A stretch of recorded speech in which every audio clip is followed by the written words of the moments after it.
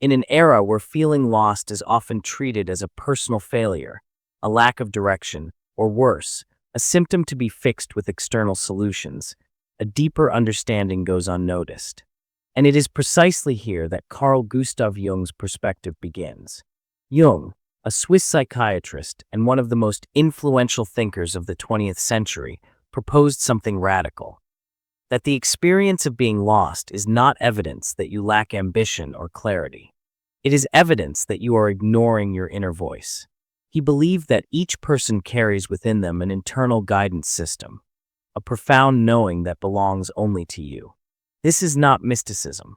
It is the self, the deepest organizing principle of the psyche, constantly communicating in subtle ways. When we ignore it, when we override it with external expectations, when we sacrifice it for approval, the result is not peace. It is disorientation, a deep, unsettling sense that something essential has been abandoned. Jung called it the silencing of the soul, the moment your inner voice goes quiet. And the tragedy is that we mistake this silencing for clarity.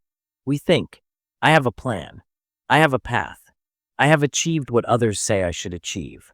And yet internally, something is screaming. Not in desperation, but in protest. The inner voice is not shouting. It is refusing to be heard any longer. This video is an invitation to understand this voice, not as distraction or doubt, but as the most reliable compass you possess. We will explore how being lost is often not a lack of direction, but a disconnection from the only direction that actually matters. How Jung saw this disconnection as the root of so much inner turbulence. And most importantly, how to reconnect. Because the journey out of being lost does not require more external answers. It requires finally listening to the one voice that has been with you all along. If this resonates, stay with me. We live in an age of unprecedented external guidance. From childhood, we are flooded with directions. Do this to be successful. Believe this to be accepted. Become this to be loved. Want this to be complete. Our parents, our schools, our culture, our social circles, all of them are voices, and they are loud. And here is the paradox. In a world obsessed with finding yourself, very few people are actually listening to themselves. They are listening to everyone else. The accumulated weight of expectations becomes so normalized that we confuse it with our own desire. We adopt goals that were never ours. We pursue visions we never chose. We build lives that look perfect from outside while feeling increasingly hollow within. Jung saw this with extraordinary clarity. He understood that there is a critical cost to ignoring your inner voice. Because the self, this deep organizing center of your being, does not disappear when you ignore it. It does not simply accept being overridden. Instead, it begins to resist. It begins to protest. Many people describe this moment with confusion. They have achieved what they set out to achieve. They have the career, the relationship, the lifestyle, the validation. And yet, something is wrong. They feel like a fraud living someone else's life. They experience an internal resistance they cannot name. Decisions that should feel right feel hollow. Paths that should feel natural feel forced. This is what happens when the inner voice is consistently overridden. The person becomes internally divided. On the surface, they are following a script that makes sense externally. Underneath, another part of them is dying. They are living in what Jung called a state of profound alienation from the self. The most dangerous aspect of this alienation is that it is silent. It does not announce itself as a crisis. It arrives as a slow, creeping distance from yourself. As years pass of ignoring your intuition, of choosing safety over authenticity, of saying yes when something inside whispers no, a quiet desperation sets in. Not because you lack external success, but because you lack internal integrity. You are no longer living your own life. You are performing someone else's. And the inner voice, that compass that tried so hard to guide you, begins to withdraw its signals. It stops knocking quietly and starts creating chaos. Through accidents, through illness, through inexplicable emotional collapse, through a deep, nameless knowing that something is profoundly wrong. This is what many mistake for being lost. But you were never lost. You simply stopped listening. If this is striking something in you, subscribe. Thank you. Not all inner distress is obvious. Some of it is sophistication itself, the soul's refined way of trying to wake you up. Jung believed that the inner voice does not speak in logic. It speaks in feeling, in intuition, in moments of uncanny knowing that cannot be justified rationally. When you are consistently ignoring your inner voice, it begins to communicate through what seem like problems but are actually signals. These are not failures. They are messages. First, there is the subtle wrongness, a persistent feeling of inauthenticity. You might be in a conversation and suddenly realize you are performing, not connecting. You might find yourself saying things you do not believe to people who expect you to believe them. You might notice that your life looks like it should satisfy you, and yet satisfaction never arrives. This wrongness is not anxiety. It is clarity trying to break through. Then comes the dissonance, an increasing gap between what you are doing and what you feel called to do. You might have a good job, but feel a pull towards something else you cannot justify. You might be in a stable relationship, but feel persistently unseen. You might possess status you worked for, yet feel a deeper calling you are too afraid to acknowledge. The inner voice is not being quiet here. It is becoming more insistent. And the more you ignore it, the louder the dissonance becomes. There is also the recurring intuition. Something your gut keeps telling you that reason keeps dismissing.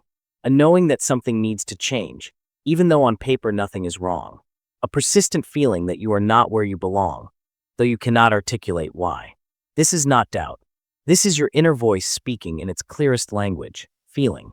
Many people also report a deepening sense of disconnection from their own life. They go through routines mechanically. Days blur together. They accomplish things but feel absent from the accomplishing. They relate to others but feel separate from the relating. This mechanical quality, this sense of being a ghost in your own existence, is the inner voice's signal that something has been abandoned. You. And then there are the synchronicities. Repeated symbols, unexpected encounters, inexplicable timing, patterns that feel too meaningful to be coincidence. Jung saw these not as magic but as the unconscious, which contains the inner voice, trying to communicate across the threshold of consciousness. When you ignore direct communication, the psyche finds indirect routes. It speaks through the world itself. The most difficult signal to recognize is paradoxically the clearest, a deep knowing that you need to make a change, but a deep fear that keeps you paralyzed. That tension, that inability to move despite knowing something must shift, that is the inner voice creating pressure. It is refusing to let you continue in unconsciousness. It is demanding that you choose, not externally, internally. If being lost is a disconnection from your inner voice, then finding yourself is the process of reestablishing that connection. Jung called this process individuation. But do not let the word intimidate you. Individuation simply means becoming whole by reconnecting with all of yourself, especially the parts that have been silenced. This process begins with a fundamental shift in your relationship to inner knowing. It requires that you stop treating your intuition, your gut feelings, your deep preferences, and your inexplicable certainties as obstacles to overcome. Instead, you must treat them as the most direct guidance available to you. For much of life, we are trained in the opposite. We are taught that logic is superior to feeling, that external achievement matters more than internal alignment, that wisdom comes from authorities outside ourselves. But the inner voice speaks a different language. It does not argue. It knows. It does not convince. It reveals. And it becomes stronger, not weaker, the more you listen to it. Jung believed that this reconnection begins with attention. Simply paying attention to what your inner voice is already communicating. This sounds simple, but in a world designed to keep you looking outward, it is radical. Paying attention means noticing.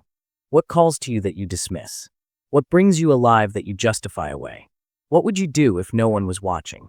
What do you resent others for doing that you secretly wish you had permission to do? What keeps returning to your thoughts, even though you try to ignore it?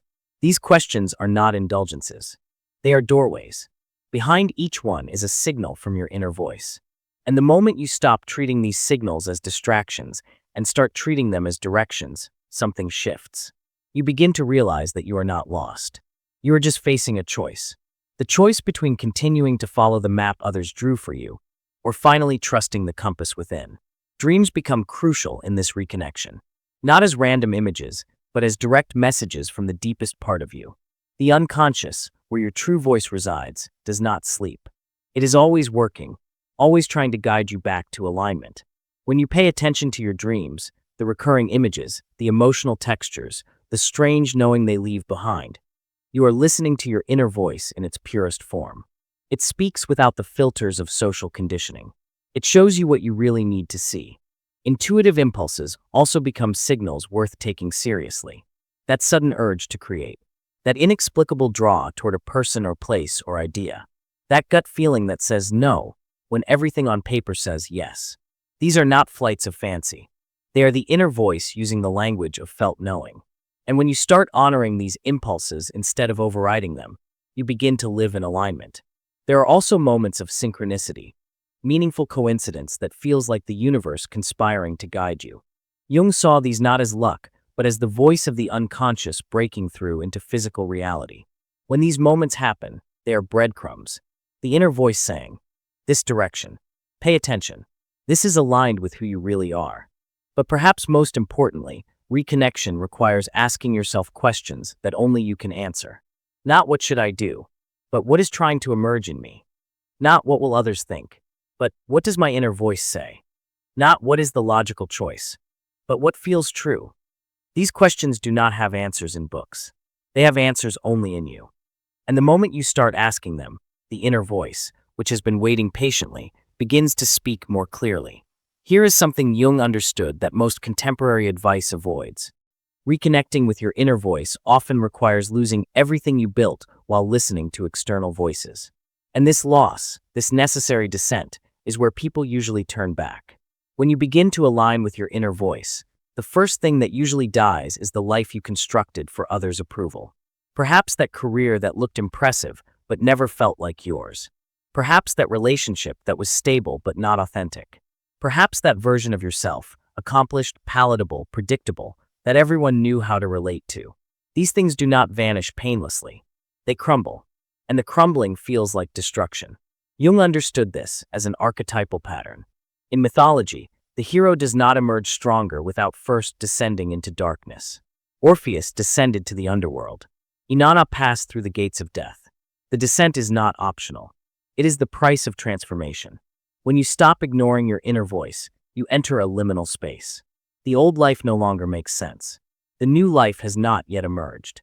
You are suspended in uncertainty. And uncertainty is uncomfortable. Many people, faced with this discomfort, try to return to what was familiar. They convince themselves that the inner voice was wrong. They recommit to the external script. They descend no further. But those who move through the darkness discover something essential. The descent itself is the transformation. In the chaos of losing your old identity, your carefully constructed persona, your achieved status, something else becomes possible. The authentic self, the one that was always speaking, always calling, always trying to guide you, finally gets space to emerge. This descent is not depression, though it may feel similar. It is what Jung called a necessary death. Everything that was sustained by inauthenticity begins to crumble. Everything built on external approval becomes uncertain. And in this uncertainty, a strange alchemy occurs. The pain becomes purposeful. The confusion becomes clarifying. The dissolution becomes integration. Jung saw the transcendent function as the mechanism by which this transformation happens.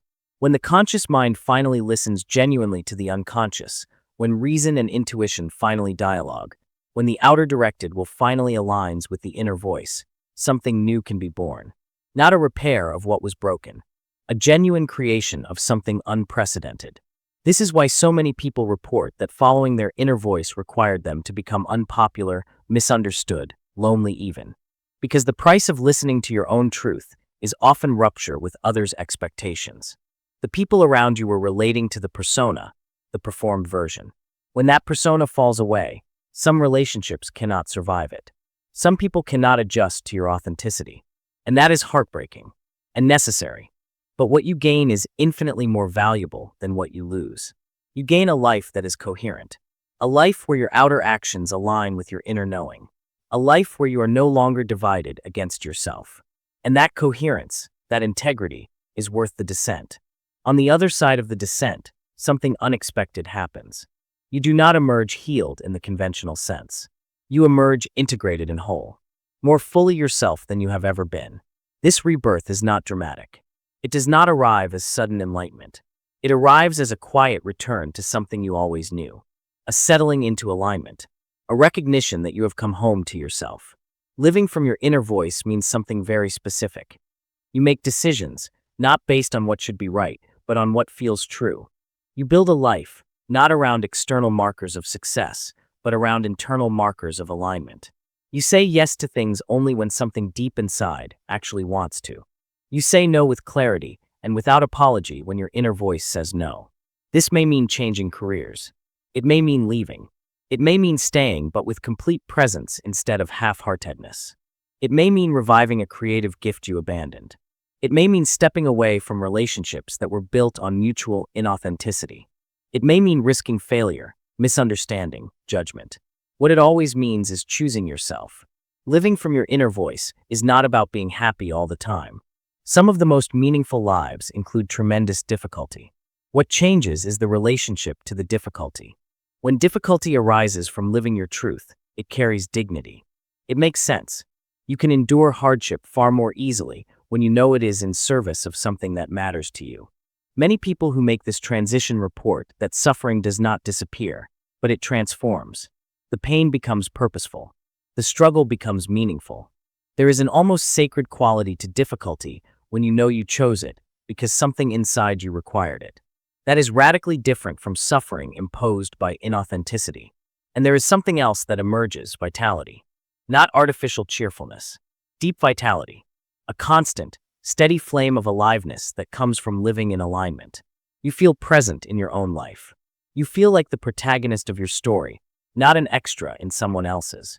Small moments, a conversation, a task, a solitary hour, take on depth because they are genuinely yours. This is the fulfillment that externally successful but internally disconnected lives cannot offer. Because fulfillment does not come from what you have achieved. It comes from who you are becoming. And you are becoming more authentically yourself the moment you stop ignoring your inner voice. Living from your inner voice is not something you do once. It is something you practice daily. It is made up of small choices. Moments where you have a decision to make and you pause to ask, what does my inner voice say? This might be a small choice. Whose invitation do you accept? What do you commit your time to? How do you speak in this conversation? Do you agree because it is easier or because it is true? Do you perform the expected response or do you offer your authentic one? Do you choose safety or do you honor what your inner voice is asking of you? Each choice, seemingly minor, is actually a vote. A vote for either living from the external script or living from your own truth. And the accumulation of these votes becomes your life. Jung emphasized that there is no universal map for this. What honors your inner voice may look radically different from what honors someone else's. There is no one-size-fits-all instruction. There is only listening and fidelity. Fidelity to your own knowing, even when it makes no sense to anyone else. Especially then. This requires courage. It requires the willingness to be misunderstood, to disappoint others' expectations, to walk a path that no one else may choose. It requires trusting that your inner voice is not whispering ego desires, but authentic callings. And how do you know the difference? The inner voice speaks with clarity and consistency. The ego speaks with urgency and defensiveness. The inner voice feels like coming home. The ego feels like fighting for territory. The daily practice, then, is this: pay attention. When you feel that subtle wrongness, that sense of inauthenticity, that intuitive knowing that something needs to shift, pause. Listen. What is your inner voice saying? And then, however incrementally, move toward that. Not all at once. Not recklessly. But consistently. In alignment with what you actually know to be true about yourself. You may feel lost right now. Adrift in a life that does not quite fit. Confused about which way to go. Uncertain whether to trust your gut or follow the map you were given. But you are not actually lost. You are disconnected. And disconnection, unlike lostness, can be healed. Because the thing you need to find, your inner voice, your authentic direction, your true self, has been with you the entire time. It has been patient. It has kept signaling. It has been waiting for you to finally listen. Carl Jung believed that this listening is the most important psychological work of your life. Not achieving external success. Not perfecting your image. Not satisfying others' expectations. But reconnecting with the voice that knows who you actually are and what you actually need. There is still time to hear it. There is still time to make different choices. There is still time to stop living the life you thought you should want and start living the life your inner voice is calling you toward. So begin now. Pay attention, listen, and trust what you hear.